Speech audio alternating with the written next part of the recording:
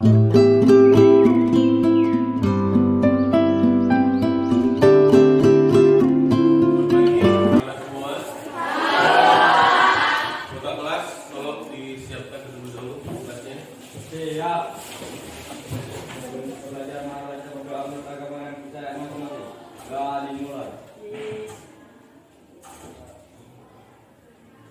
selesai. Beri salam.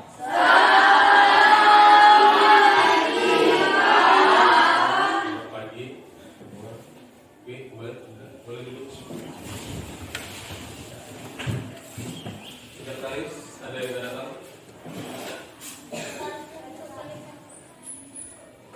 Atau semua? Nah, hari ini kita akan membahas tentang berpikir komputasional. Nah, kalau ada buku paket, coba dibuka buku paketnya. Sambil kita lihat nanti. Halaman 2, 3. Tadi ini kan awal pertemuan kita. Nah, sebelum kita masuk ke pelajaran kita, Bapak mau tanya sama kalian. Pernah dengar nggak kalian tentang berpikir komputasional? Enggak. Oke, kalau memang nggak pernah. Nah, berpikir komputasional ini bagaimana? Bagaimana? Ya, di sini ada penjelasannya. Coba kalian lihat sama-sama nanti ke depan.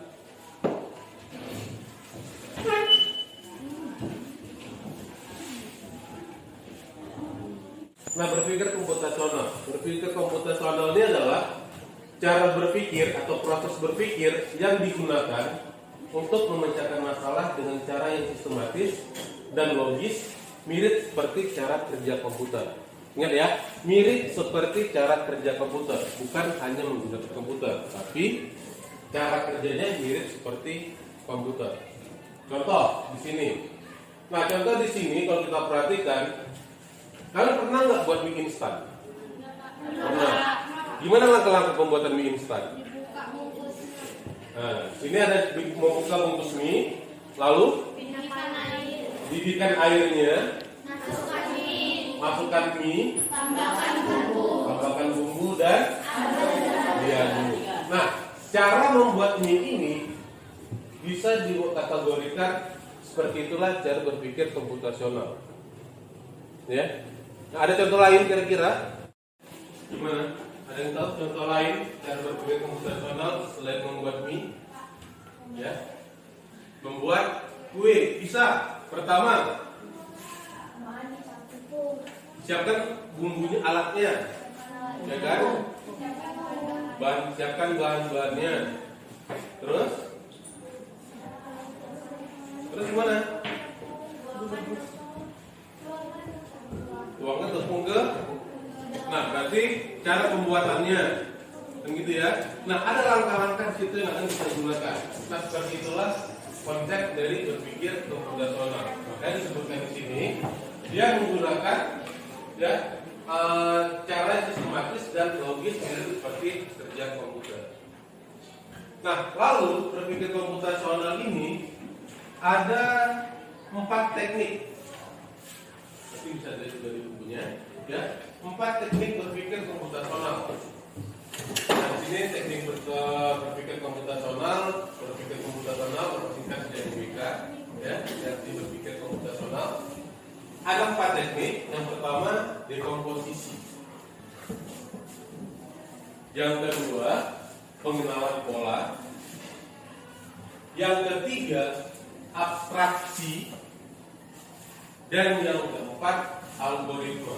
Nah, ini keempat ini kalau kita ibaratkan kita memasak, ini seperti tungku. Kalau tungku kan, misalnya kita ingin memasak, ini tungkunya ada 4 kaki. Di sini kita taruh dandang besar untuk memasak. Nah, jika kakinya hilang satu, bisa nggak dandang ini berdiri? Ya, pasti jatuh. Nah, itu yang dimaksud tekniknya tadi. Harus ada semua kaki-kakinya. Kalau kita ingin membuat atau kita ingin menggunakan teknik berpikir komputasional. Cuma 4 teknik ini digunakan kalau permasalahannya sini maksudnya permasalahannya besar. Kalau permasalahan tidak besar, ya mungkin nggak hanya beberapa ini pun bisa digunakan. Tapi kalau udah kompleks atau besar masalahnya, wajib 4 teknik ini harus ada. Oh gitu ya. Nah, pertama, coba kita perhatikan. Yang pertama adalah dekomposisi. Apa itu dekomposisi? Kita lihat di sini. Dekomposisi adalah proses memecah masalah yang besar menjadi bagian-bagian kecil yang lebih mudah untuk dipahami dan diselesaikan. Kalau di sini Bapak ambil contohnya, misalnya ada sebuah pizza. Tahu pizza? Pizza itu kan bulat. Besar ya, pizza ya. Nah, di sini contohnya membuat pizza ini dipotong-potong beberapa bagian. Seperti itu kan yang namanya pizza? Ada nggak orang makan pizza langsung semuanya dimakan? Enggak. Kenapa? Terlalu besar dan nggak kuat di mulutnya, gitu kan? Nah, makanya dipotong-potonglah pizza tadi supaya apa? Supaya kita gampang memakannya. Nah, seperti itulah konsep dekomposisi. Jadi sudah dipotong-potong, kita dapat menyelesaikan atau kita dapat memakannya sesuai bagaimana yang ingin kita makan terlebih dahulu. Itu maksud dengan dekomposisi. Oke, di sini ada contoh lain kira-kira yang bisa kita lihat. Karena di sini artinya adalah memecah masalah yang besar menjadi bagian-bagian kecil. Masalah yang besar itu potong menjadi bagian-bagian kecil. Kue, iya sama. Kalian ulang tahun, beli kue tart. Ini anggap kue tartnya. Pasti dipotong-potong juga untuk memakan kue tersebut. Ada yang suka coklatnya, aku pakai coklat ya, kan gitu kan? Ada yang hanya apa nih? Krimnya, bagian krimnya yang dimakan. Nah, itu yang namanya dekomposisi. Paham di sini? Saya pahami ya.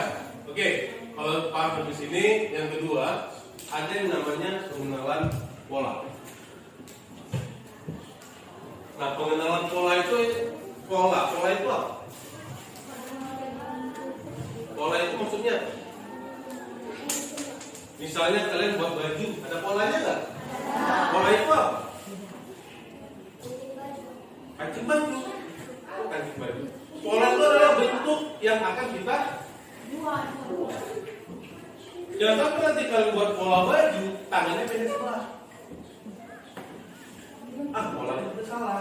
Kenapa? Harusnya tangan itu sama, panjang dua-duanya. Kalau pendek ke dua-duanya. Nah, di sini kita perhatikan pengenalan pola itu apa? Ya. Nah, pengenalan pola.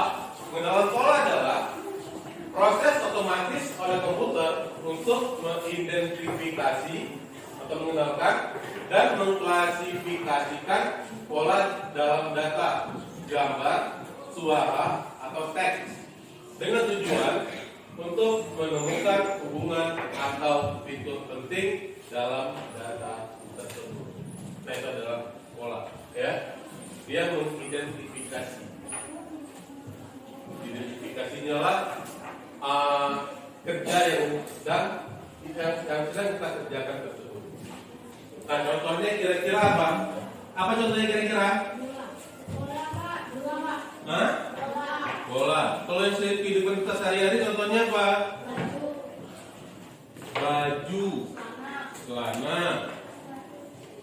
Nah, kalian udah HP? Pakai password?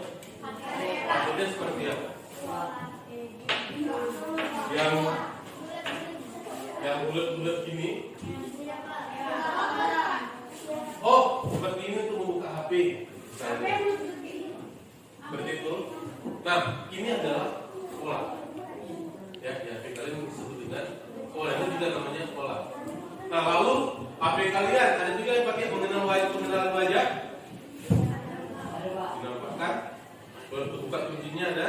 Nah, itu juga mengenal pola. Nah, di sini manfaatnya kita perhatikan. Manfaat pengenalan pola adalah dengan memahami pengenalan pola, kita dapat mengidentifikasi informasi penting, membuat prediksi, dan mengambil keputusan yang lebih baik dalam berbagai situasi. Ya, jadi dia gunanya mengidentifikasi informasi penting. Nah, kalau di sini kita perhatikan contohnya, ya. Contohnya di sini itu yang sehari-hari bisa kita lihat adalah misalnya pengenalan wajah, itu seperti di HP tadi, ya. Pengenalan pola, bilangan ganjil. Bilangan ganjil itu dia gimana? Pernah nggak? 1, 3, 7, 15. Seperti ini bilangan ganjil? Salah, polanya salah. Bilangan ganjil 1, 3, baru 5, 7, setelah itu 9, setelah 9 baru 11 dan 13 baru 15. Gitu kan? Nah, kalau dia salah polanya atau dibuatnya bilangan ganjil 1, 3, 4, nah ini salah. Ini bukan pola namanya. Identifikasi salah. Kenapa? Karena 4 ini adalah bilangan. Bisa coba nih. Nah, coba sekarang gini. Bapak ada contoh, ya. Coba perhatikan di depan. Di sini ada contoh pola seperti ini. Nampak di belakang? Apa ya? Nah, di sini kita perhatikan ada pola. Seandainya huruf A adalah 5 tambah 4, B adalah 11 tambah 3, dan seterusnya sampai Z. Ya. Nah, di sini kita perhatikan kalau kita buat 9, 6, 19, 9, 24, 9, 6, dan seterusnya sampai 21, apa yang terjadi di sini? Atau kalimat apa yang akan muncul? Yang pernah kan lihat film, ketika melihat film, muncul banyak angka-angka, Baker dan sebagainya. Sekarang 01, 01, 01, 00, dan sebagainya. Nah, itu semuanya adalah pola yang bisa disatukan lagi menjadi angka ataupun abjad. Ya. Nah, kalau seperti ini, kira-kira apa bacaannya? 9 ini mana? A. Berarti kalau seperti ini A 6 K. Kenapa K?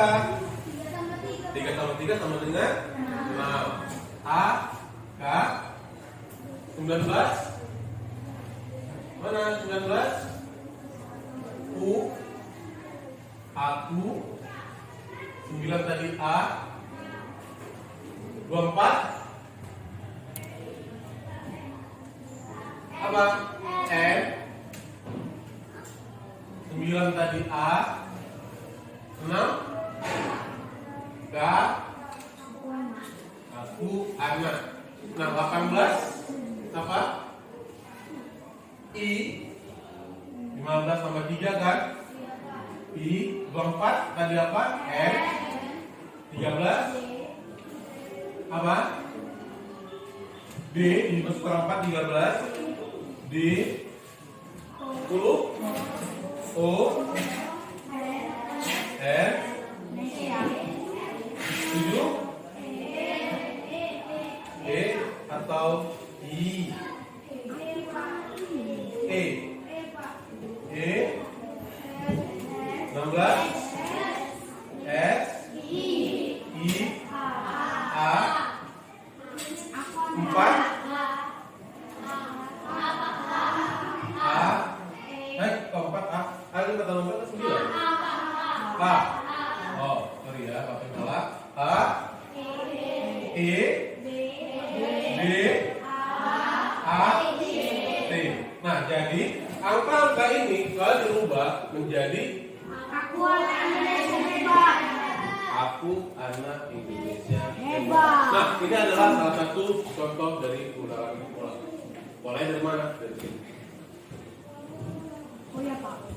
Bisa kira-kira. Nah, sekarang coba keluarkan catatan kalian. Buatkan catatannya. Sudah.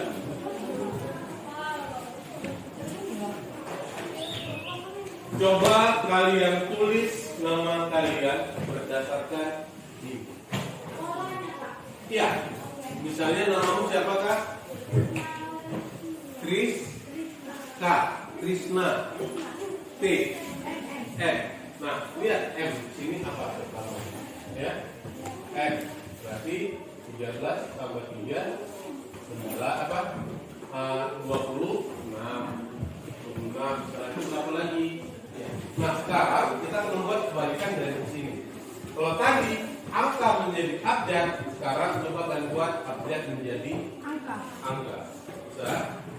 Coba lakukan. Boleh, nama panggilan juga nggak apa-apa. Bisa? Coba lakukan dulu ya. Apa dulu ya? Mana pengembang? Dulu. Ada yang bisa maju ke depan membuat namanya menjadi angka, kebalikan dari tugas kita yang di depan papan tulis ini. Nah, coba kembali dulu Kak. Boleh, nama panggilan juga boleh. Boleh, waktu itu nggak apa-apa.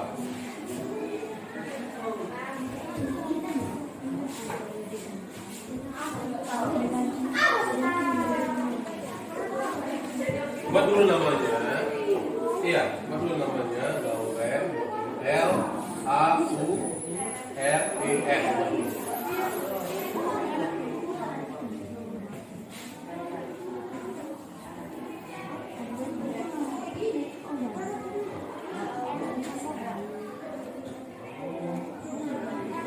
Ya, angkanya coba dibuat.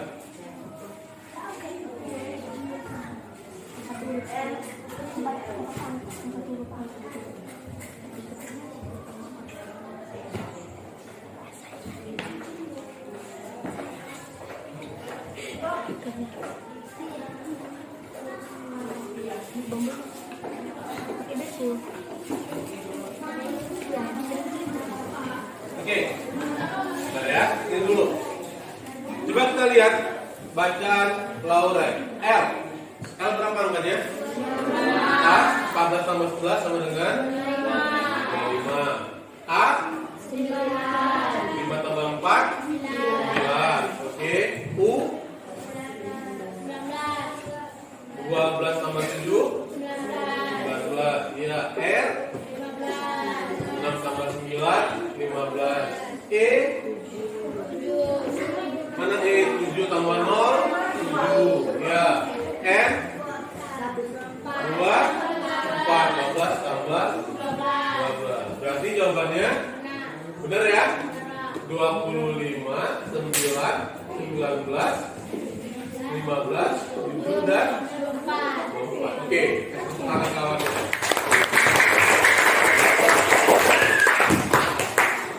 Nah, ada yang nggak bisa? Ada yang nggak bisa membuatnya? Siapa yang belum bisa membuatnya? Cium tangan.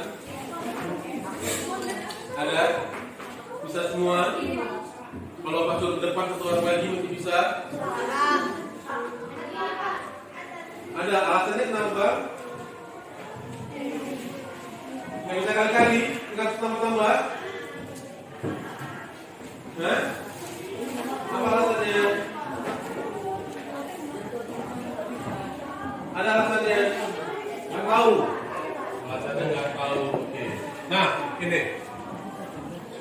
Lauren, menurut kamu ada masalah nggak pembuatan ini?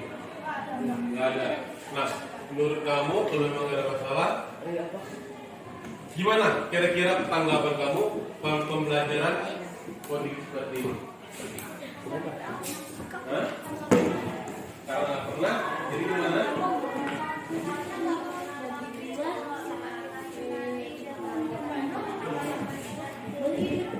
Seru juga kan pelajaran coding seperti ini. Nah, ini namanya pelajaran, istilahnya pelajaran unplug. Unplug itu tidak menggunakan komputer. Nanti ke depannya kita akan membuat juga coding yang menggunakan komputer. Ya, dengan menggunakan komputer. Gimana sih cara membuat coding menggunakan komputer? Nanti kita akan bahas di pertemuan berikutnya. Ya. Nah, oke. Nah, sampai sini dulu pertemuan kita.